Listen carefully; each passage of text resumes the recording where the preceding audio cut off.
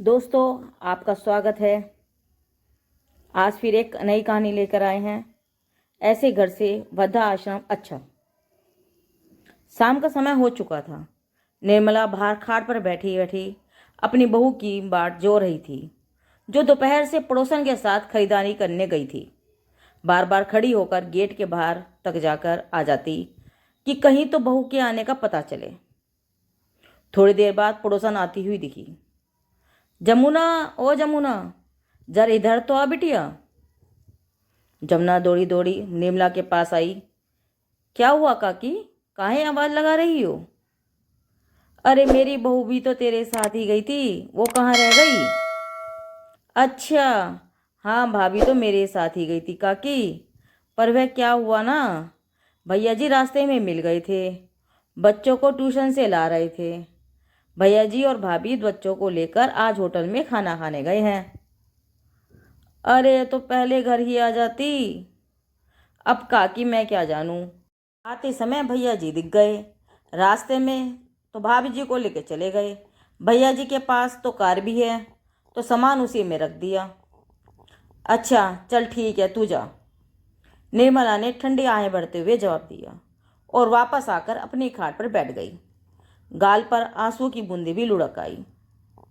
यहाँ ये बूढ़ी भूखी बैठी है, उसको किसी की परवाह नहीं, और होटल में खाना खाने चले गए।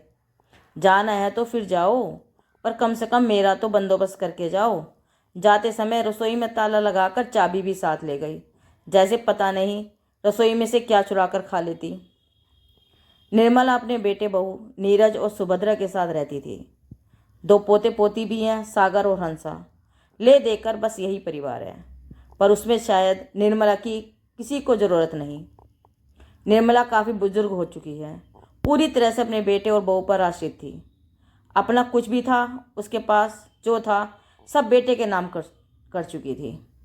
आखिर इकलौता बेटा जो था, शादी के पूरे 15 साल बाद जन्मा था नीरज। ऐसा कोई धार्मिक स्थल नहीं था जहाँ पर निर्मला और उसके पति शंभू ने बच्चे के लिए माथा नहीं टेका हो। खुद अभाव में रह लेते थे, लेकिन नीरज की हर ख्वाहिश पूरी करते थे। दिन रात मेहनत करके बच्चे को पढ़ाया लिखाया, काबिल बनाया। पढ़ी लिखी सुभद्रा से उसका विवाह कराया। जिम्मेदारी निभाते निभाते ही शंभू की मृत्यु हो गई। ले देकर यह घर था, वह भी सुभद्रा ने जीत करके नीरज के नाम करवा लिया। पर निर्मला को इससे कोई समस्या नहीं थी। उसे भी खुशी खुशी मकान नीरज के नाम कर दिया। पर अब सुभद्रा का व्यवहार निर्मला के प्रति बदलने लगा था। अब उसका वह कोई ख्याल नहीं रखती, उसे ढंग से खाना खाने को भी नहीं देती। कहीं जाती तो रसोई में ताला लगा कर जाती, और नीरज अब सब कुछ जानते हुए चुप रहता। एक दो बार निर्मला ने नीरज से कहा तो उसने यह कहकर चुप करा दिया कि माँ तूने तो अपनी ज़िंदगी जी ली, कम से कम हमें तो जीने दे। उसके आगे तो निर्मला कुछ बोल ही ना पाई। जो रूखी सूखी मिल रही थी उसी में अपनी ज़िंदगी बिता रही थी। इतने में पड़ोसन जमुना निर्मला के लिए चाय का कप ले आई। लो काकी, चाय पी लो। चाय का कप हाथ में लेते ही निर्मला ने झिझकते हुए कहा, बिटिया तुझे परेशानी ना हो तो एक बात कहूँ? हाँ बोलो काकी, क्या बात है? बिटिया वो, अगर तेरे घर में एक दो रोटी रखी हो तो वो भी दे दे, चाय के साथ ही खा लूँगी।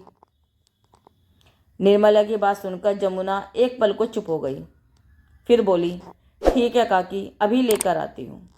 जमुना अपने घर गई और फटाफट दो रोटी सेककर सब्जी के साथ निर्मला के लिए ले आई। अरे गर्म रोटी नहीं, ठंडी रोटी ही दे देती, मैं तो चाय के साथ वैसे भी खा लेती। अरे नहीं काकी, कोई बात नहीं, आप तो खा लो, और चाहिए हो तो ले लेना। निर्मला ने जमुना को ढेरों आशीर्वाद दिए और रोटी खाने लगी। खाना खा लेने के बाद जमुना बर्तन लेकर घर चली गई और निर्मला वहीं खाट पर लेटकर आराम करने लगी। रात को 11 बजे नीरज, सुभद्रा और बच्चे घर लौटे। आज तो बहुत थक गए हैं, नींद बहुत आ रही है, नीरज ने कहा। हाँ सही कहा, अब तो मेरे बस की भी नहीं है कोई काम करने को। बच्चों तुम लोग तो अपने कमरे में जाकर सो जाओ, मैं ये सामान अंदर कमरे में रखती हूँ, फिर हम भी सोएंगे। अरे माँ को कुछ खाने को दिया कि नहीं? माँ का नाम सुनते ही सुभद्रा का मुंह बिगड़ गया। देती हूँ, ये भी एक आफत ही है। पता नहीं कब भगवान चैन की जिंदगी देगा। बड़बड़ करती हुई सुभद्रा रसोई का ताला खोलकर रसोई में गई और अंदर से एक कटोरी में दूध और 4 ब्रेड लाकर माँ के सामने रख दिए। मेरी हिम्मत नहीं है खाना बनाने की, अभी तो आप यही खाकर पेट भर लो। बहू, मैंने खाना। देखिए, अभी मुझे कोई बकवास नहीं सुननी। मैं बहुत ज़्यादा थक चुकी हूँ, इसीलिए मैं कुछ नहीं बना सकती। जो दिया है वही खा लीजिए। मैं जा रही हूँ सोने के लिए। माँ की बात सुने बगैर ही सुभद्रा कमरे में जाकर सो गई। निर्मला ने दूध और ब्रेड एक तरफ रखा और खाट पर दोबारा लेट गई। सुबह हुई तो सुभद्रा के चिल्लाने की आवाज़ से नीरज की नींद खुल गई। अरे क्या हुआ तुम्हें, क्यों चिल्ला रही हो? देखो तुम्हारी माँ को, पूछो इनसे दूध ब्रेड क्यों नहीं खाया। अब क्या रात को पकवान बनाकर देती?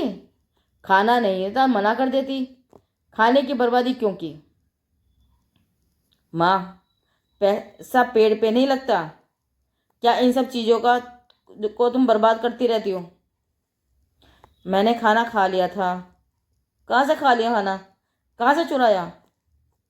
नहीं नहीं बहू, मैंने कुछ चोरी नहीं की। वो जमुना है ना, वह मुझे खाना दे गई थी।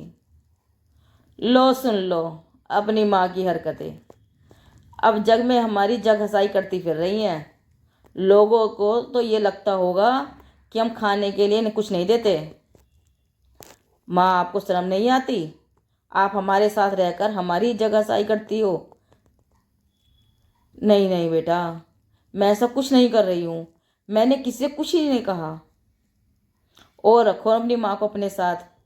एक तो उनको साथ में रखा हुआ है, ऊपर से अपना ही तमाशा करवा रहे हैं। किसी वृद्धाश्रम पड़ी होती तब समझ में आता। क्यों माँ, छोड़ा है तुम्हें वृद्धाश्रम?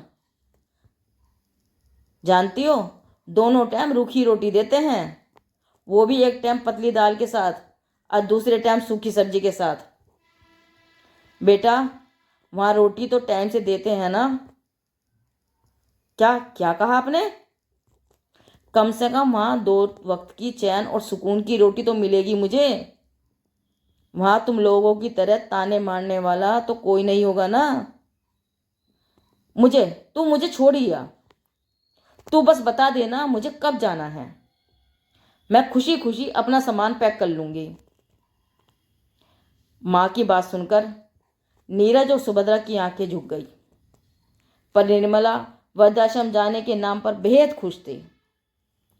परंतु लोक लाज का मुखौटा पहने लोगों ने समाज के डर के कारण निर्मला को वृद्धाश्रम नहीं भेजा।